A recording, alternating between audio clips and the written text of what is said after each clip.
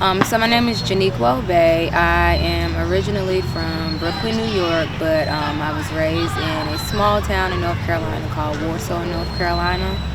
I am a licensed clinical social worker in the state of North Carolina. I have been in the mental health field or have worked as a professional in the mental health field for well over 12 years now. I'm a U.S. Army veteran. I'm a mother of one. I'm also a military counselor in the school system. So I would say starting from college, initially I wanted to be a cardiothoracic surgeon. Didn't do too well in my first year of college as a biology major, but I also knew that I always was interested in human behavior and human thoughts. I experienced a lot of trauma when I was a child, so I always knew that at some point in my life I wanted to make sure I gave back to other kids and help them to overcome like I overcame when I was a kid, to be able to become successful. So when biology was not working, I transitioned over to psychology as my major, and I just did phenomenally well in the psychology department. I was a leader in that department, and I said, well, I know I want to go into clinical psychology, and I transitioned on, and initially I ended up going into community mental health counseling, and that just didn't seem challenging enough for me. I went to the military afterwards and came out, and many of my family were what you consider licensed clinical social workers. It's a multifaceted profession. It doesn't leave you in one layer, and I decided to go into social work then, and I've not left since then. I've just been able to assist people and assist youth like I've always wanted, that have experienced some trauma, that are struggling themselves. So that's what kind of brought me into this profession. When I think about my time in this profession, like I said, I've been in the profession about 12, maybe 13 years in totality. And I have worked with some of the most intensive mental health illnesses to some of your more mild. I think the ones that I deal with the most are probably anxiety and depression. It's a very large number of individuals that I deal with that are suffering from anxiety and depression. And you know, typically anxiety and depression, in my experience and working with individuals, is comorbid. So meaning there's another diagnosis tied to it. At one point in time, I used to really work heavily with individuals that were diagnosed with borderline personality disorder and schizophrenia. But currently, I kind of stick to those that deal with or that may be suffering from depression, anxiety, more of your behavioral health or behavioral issues. Okay. I think yes and no. I think that's a loaded question, because I do think as the years have been growing and going, the stigma of mental health is not as heavy as it used to be. I think in certain populations it's still a very strong stigma. If we think about the African American community and some of the other demographics that I deal with, it is still a very big stigma. However, because the field of mental health has been researched, and I think on top of the fact that people are seeing the effects of poor mental health on individuals and families, which has allowed the government, society to start looking at it differently and start actually developing programs and interventions and strategies to working with individuals that are suffering from mental illness. Now, do I think there could be more? Absolutely, especially when it pertains to certain communities, and learning how to be more preventative rather than action oriented. I think if we focused a lot more on preventative strategies and interventions more so than the reactive, I think we could do a lot more justice in the communities. But like I said, I do think that we have ample interventions. It's really going to be with the individuals taking on and actually receiving the interventions that are out there.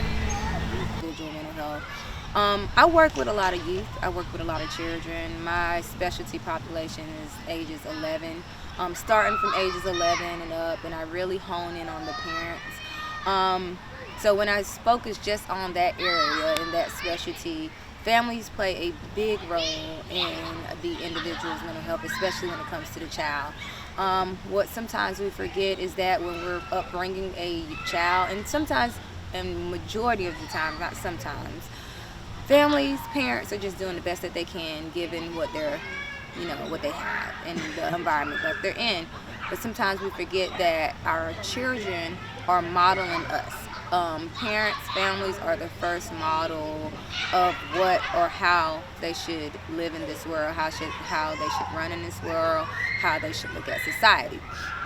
So when it comes to just that population alone, families play a big role, and it's very important. I know for myself, when I work with youth and adolescents, it's mandatory that I'm working with the parents and the family system, because they play a bigger impact on the effectiveness of the interventions applied to a child.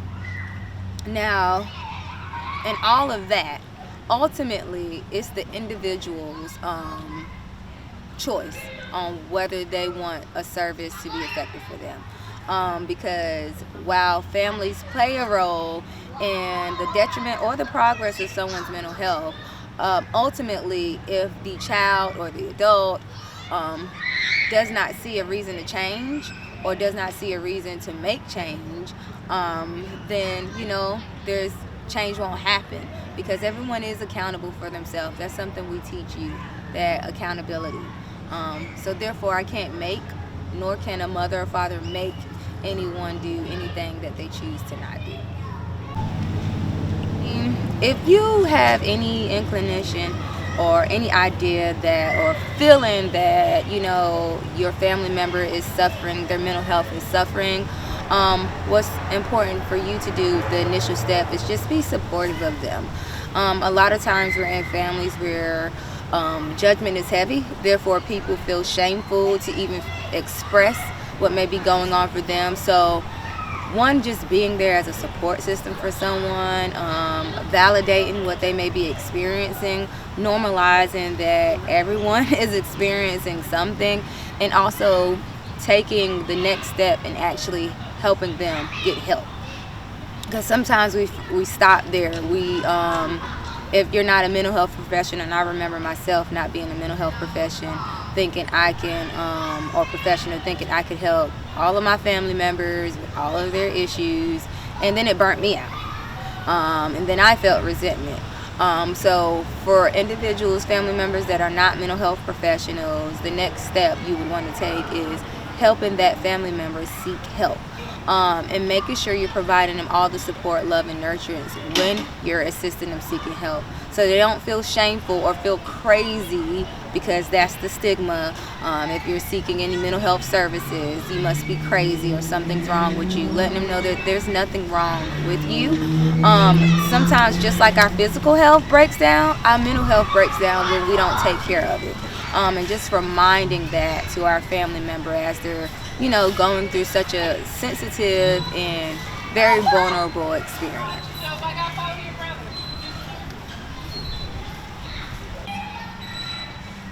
Yes and no.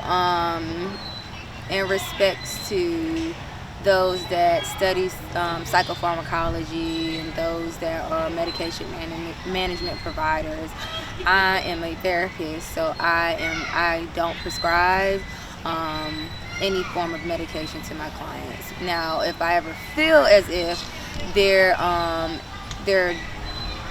struggling to function a little bit more, then I would obviously recommend them to a psychiatrist or a medication management provider. Now, I do think society can sometimes rely too heavily on medication, because we're always looking for a quick solution to a problem, and sometimes mental illness is not like that.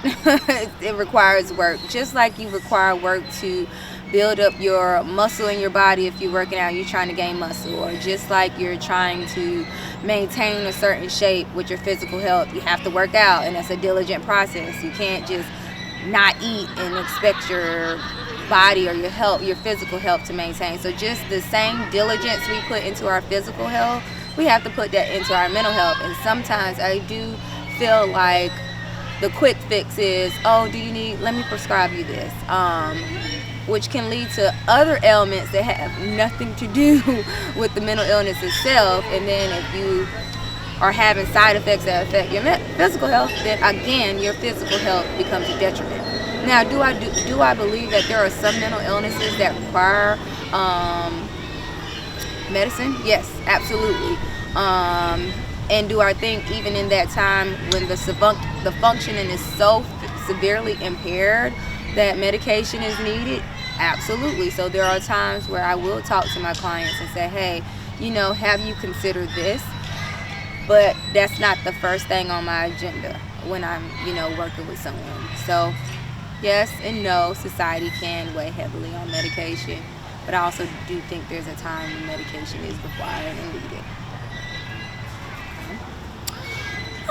So, I do think that there are so many interventions being developed today, even in my professional realm. There are so many, we go by so many theoretical perspectives, and from those theoretical perspectives, we develop interventions on how to work with individuals. But I do think that there could be more in the preventative realm of interventions for those that are like the early stage of mental illness, before someone's mental illness is becoming impaired. But I also think that those interventions would be a lot more multifaceted than what we're dealing with today, because that means people would have to start focusing on self-care. That means jobs will have to stop focusing so much on productivity and focusing on how someone is dealing with their mental health. So those are interventions that would require, I feel like, society to shift, because I don't think we focus enough on our self-care. I think when someone thinks of self-care, they think of going on a vacation, getting some wine or something like that, rather than the essence of just relaxing, being at peace and staying still. Or we're just a busy society, and focusing on preventative measures would require society to slow down and actually be present to what is going on, and we don't do that much. So do I have those interventions identified yet? Absolutely not, because I am a professional that works in a obviously reactive, action-oriented profession, more so than we are the reactive or proactive. But that doesn't say that in my everyday practice that I don't provide those that are mildly functioning interventions to help them manage before they get to a level of severity. I think there are some things that can be done in parenting to kind of prevent our child, or do the best of mitigating our child from having some form of severe mental illness growing up. I do think that anxiety is there because we're always worried about performance or worried about how someone sees us or expectation. And I think sometimes people could get depression confused with just feeling sad and lonely. However, I think what could be really beneficial with parents as adults, because I do this with my child myself, is awareness and insight into our upbringing and our raising. A lot of times we're bringing up our kids with the same ideologies that we were raised in, which is